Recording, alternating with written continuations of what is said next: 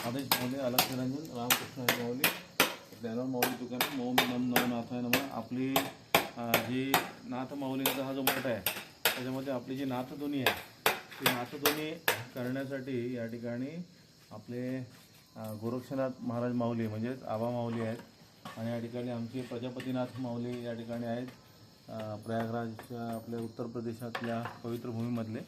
आणि ते प्रेमाने या ठिकाणी हे सगळं माऊलींचं एक क्षेत्र मानतात. आणि आबांचा इतिहास आपल्याला माहीत आहे. आता कुंभमेळा जो लागणार आहे त्या ठिकाणच्या नाशिकच्या प्रवाहातले आमचे मूळ आबा त्या स्थानातले आहेत आणि तिथली पण ऊर्जा माऊली आबा आपल्यासाठी लावत आहेत. या ठिकाणी अष्टकोनामध्ये हे सगळं बनणार आहे, म्हणजे 8 कोनामध्ये ही नाथांची ध्वनी बनणार आहे. आता त्याच्यामध्ये सुद्धा आपण लक्षात घ्या, आपल्या लक्षात येईल बघा, इथे या ठिकाणी ही सगळी नाथांची अस्त्रशस्त्र ही उभी केली जाणार आहेत या ठिकाणी.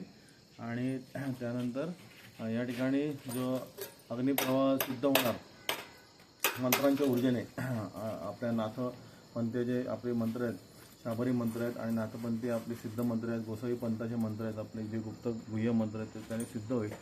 आणि मग त्या ठिकाणी इथून त्याचं जी विभूती आहे, जे भस्म ज्याला म्हणतात ती विभूती अलंकार, भस्म अलंकार म्हणतात, ते भस्म इथे तयार होईल. ते भस्म इथे त्या ठिकाणून आपण ते घेऊ शकतो. तर अशा पद्धतीने त्याची एकंदरीत रचना प्रवाह केलेला आहे आणि या ठिकाणी त्याचं सिद्धता सिद्ध होते.